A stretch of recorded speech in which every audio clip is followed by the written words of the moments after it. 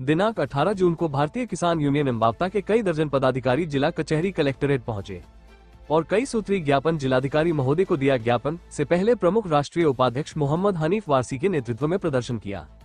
प्रदर्शन के दौरान श्री वारसी ने कहा कि रुद्र विलास सहकारी चीनी मिल बिलासपुर कई वर्षों से जर्जर हालत में है।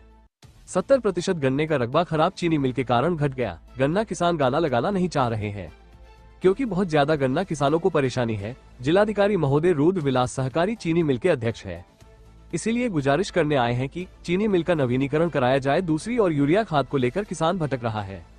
किसान बहुत परेशान है। उत्तराखंड की तर्ज पर यूपी के किसानों को भी उड़िया दिया जाए।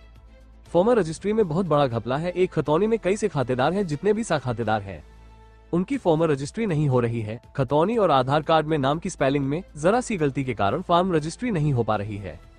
फार्म रजिस्ट्री नहीं होने के कारण किसान खाद कहां से लगा, उसको कैसे मिलेगा। खतौनी में नाम दुरुस्त करने में तहसीलों में मनमानी चरम पर है। इसलिए आज जिलाधिकारी महोदय को ज्ञापन दिया है और मांग की है कि खतौनी में जो नाम थोड़ी बहुत कमी है वो तत्काल सही कराई जाए। बिना किसानों को परेशान किए बिना घुसखोरी के किसान आर्थिक तंगी से जूझ रहा है। प्रदेश व देश की सरकार को प्रशासन को किसान हित में कदम उठाने चाहिए। प्रदर्शन करने वालों और ज्ञापन देने वालों में Shakeel Ahmed, Mubarak Hasan, Israr Ali advocate, Pramod Kumar advocate, Ravindra advocate, Surendra advocate, Hartal Singh Yadav, Shyam Mohan Pandey, Ritesh Pandey, Phulbes Khan, Zafar Ali, Mustafa Ahmed, Jamuna Prasad, Mahendra Sagar, Devi Chand, Kailash advocate, Bhuri Devi, Rajwati रेखा, रानी ज्ञानवती, ब्रह्मा देवी आदि शामिल है। बिलासपुर से ब्यूरो चीफ ओसमान रजा की रिपोर्ट। जी, आज आप जिलाधिकारी महोदय के आए हैं ज्ञापन लेके, क्या मामला है? हमारे बिलासपुर में रुद्र विलास चीनी मिल है, रुद्र विलास सहकारी चीनी मिल। उस चीनी मिल के अध्यक्ष डीएम साहब होते हैं। वो जर्जर है। पहले इतना गन्ना होता था हमारे क्षेत्र में, चीनी मिल अच्छी चलती थी।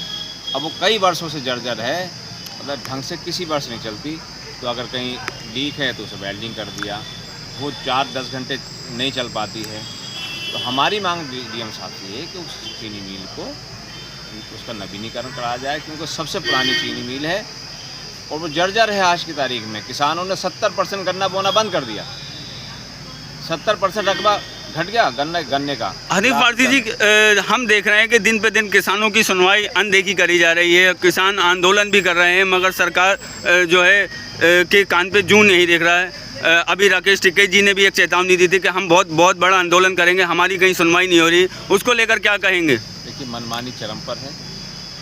वर्तमान सरकार को कोई लेना देना नहीं। किसान मरे, मजदूर मरे, क्या करे क्या नहीं, उन्हें कोई लेना। आज मैंने पेपर पढ़ा, मीडिया के माध्यम से देखा, मुझे बड़ा अफसोस हुआ कि देश की सरकार इतनी गैर जिम्मेदार हो सकती है कि हमारे देश में सिर्फ 10 दिन का डीजल बचा है। 10 दिन का। आप अंदाज़ा लगाइए, ऊपर वाला ना करे जंग शुरू हो जाए किसी भी देश से, तो 10 दिन का डीजल कितना सा हो गया? कुछ भी नहीं।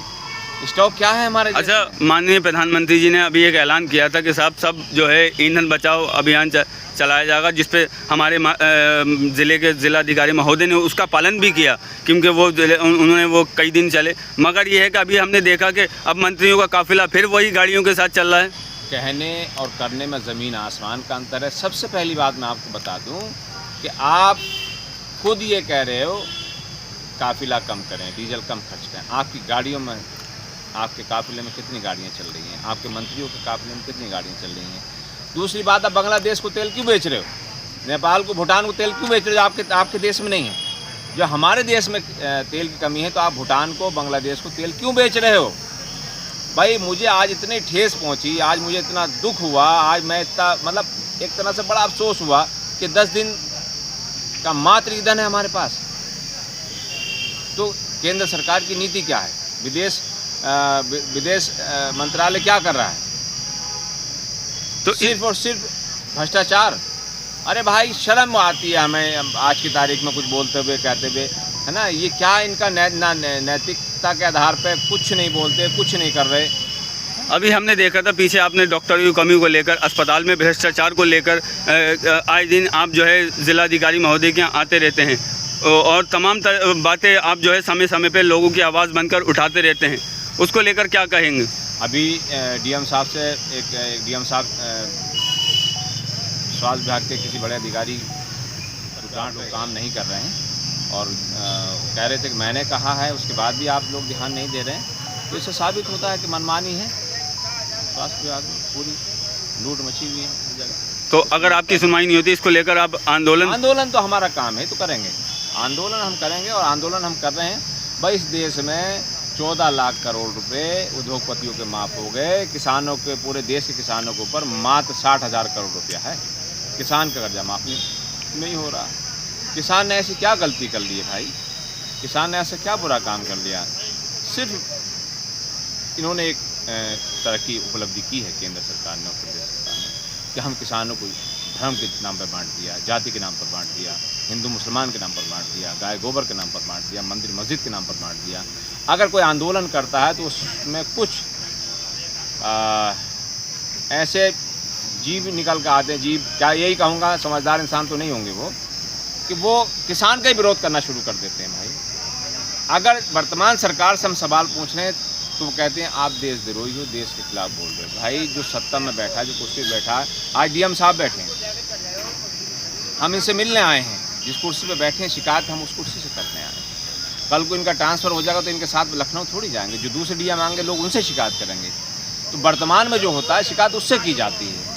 तो कुछ लोगों को लगता है कि नहीं साहब, प्रदेश सरकार से और केंद्र सरकार से सवाल नहीं पूछना चाहिए, डीजल महंगा क्यों हुआ, गैस महंगा क्यों हुई, 50 किलो का यूरिया कट्टा 45 का क्यों हुआ, अच्छा यूरिया खाद नहीं मिल रही, क्यों नहीं मिल रही? वासी जी, हमारा देश लोकतांत्रिक है, हमें संविधान ने वो फंडामेंटल राइट दिए हैं कि हम जो है मौजूदा सरकार से सवाल पूछें।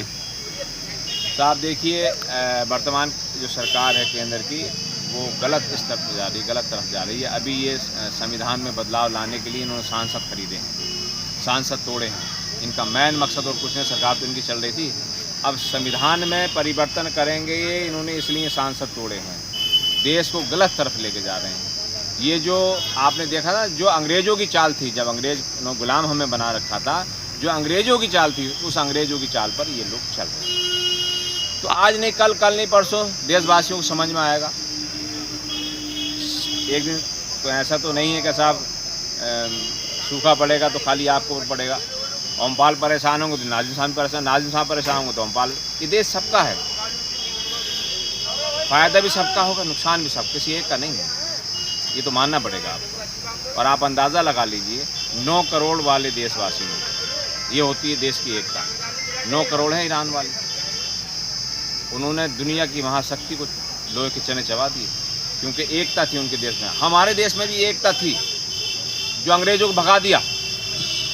ज्ञापन देने वालों में आज कौन कौन लोग मौजूद थे? आज 10 लोग थे हमारे साथ, दर्जनों लोग। अगर आप ये वीडियो YouTube पर देख रहे हैं तो हमारा चैनल सब्सक्राइब कर लें और बेल आइकन का बटन दबाना ना भूलें। और अगर आप ये वीडियो Facebook पर देख रहे हैं तो हमारे पेज को लाइक जरूर करें।